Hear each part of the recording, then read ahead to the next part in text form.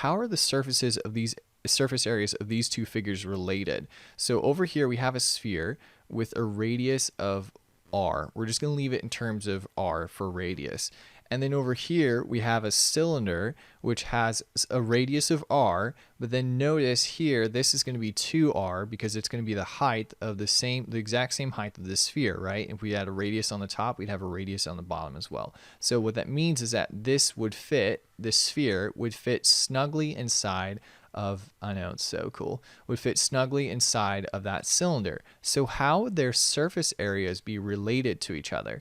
Which one's going to have a bigger surface area? So if you notice, if it fits on the inside, we're not talking about volume, we're just talking about the area on the outside. So it's like if this sphere is fit inside of this barrel snugly, because obviously it touches and all the way around the circumference here, then also at the very top and the very bottom it touches a tangent to the bottom surfaces. So which one would have a smaller surface area? Well, it would obviously have to be the sphere. Then the next question is, how much smaller is it? Is it half? Is it 2/3? Is it 1/3? Is it 3/4? Is it none of those values? What do you think? Just intuitively think about it and come up with a ratio. What do you think the ratio is? The ratio from the small sphere to the large cylinder. If you want to pause the video and think about it for a while, I'm going to tell you that ratio when we get to the end. All right, so kind of cool idea, cool thought here. So we don't know how to find the surface area of a sphere. And I'm just going to give you the formula because the way that we derive it, I don't know any other way to do it except for calculus, and not about to show you all that stuff. So it's pretty cool. I'll give you the formula, but can we find the surface area of the cylinder? You bet we can find the surface area of the cylinder. So let's do that real quick. So the formula is the two bases plus the lateral area, which is the circumference times the height. So we should know how to do that. Now we're going to keep this in terms of r for just the generic size of a ratio or a radius of r. So this is our cylinder here. First thing we might look over here is the net. So on the net, we've got the base here, which I'm going to do kind of in green here.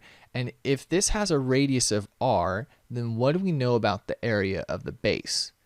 Well, it's a circle with a radius of r, and so the area is going to be pi r squared. So it's kind of already written here, but that's the green area. And then to find the lateral area, the width of the lateral area, which is just going to be a giant rectangle. If we cut this in half, then unfolded the lateral area, it would be this rectangle. Obviously, it would be wider than that, but I kind of scrunched it down. And the width of it's going to be the circumference or the perimeter, but we're talking about a circle. So the circumference of this circle here, which is going to be 2 pi times the radius. Well, our radius is r, so we're going to keep that in terms of r, so 2 pi r. So that's going to be this blue length here, which is the circumference. Also this width here, if we were to unroll that circumference, it would be the same width.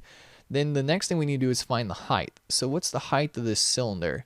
Well, we said that we constructed it so that we could fit a sphere snugly inside it. So the radius of the sphere and then another radius here. So that's going to be a height of 2r. So that's going to be 2r for our height. So if we want to find the lateral area, that's going to be this part of the formula, circumference times the height. The width of the lateral area times the height of the lateral area, which is 2r.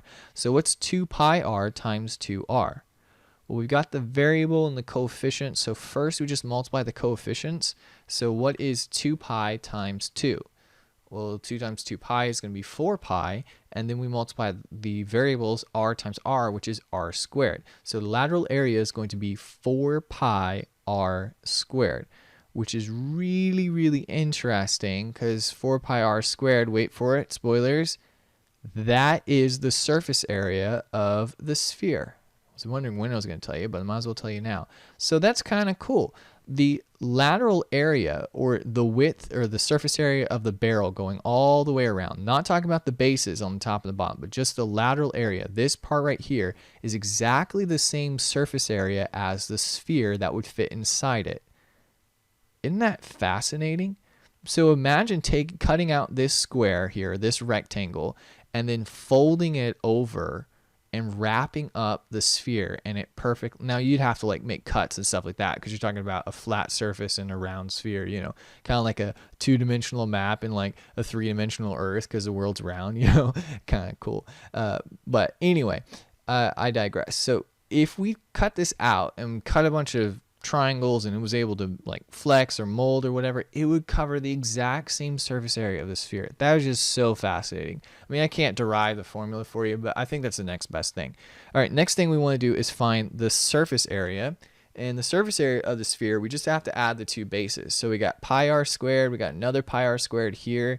It's the same pi r squared on the bottom as we have on the top over here, right? So that's going to give us 2 more pi r squared, which altogether gives us 6 pi r squared. So then what's the ratio of the sphere, which we said had the same surface area of the lateral area of the cylinder, which is 4 pi r squared, to the cylinder, which when we add the two bases. So it's going to be a ratio of 4 to 6. So if we go back to here, the ratio from this one would be a ratio of 4 to 6. Now, of course, we can reduce that ratio, which would be 2 to 3, right?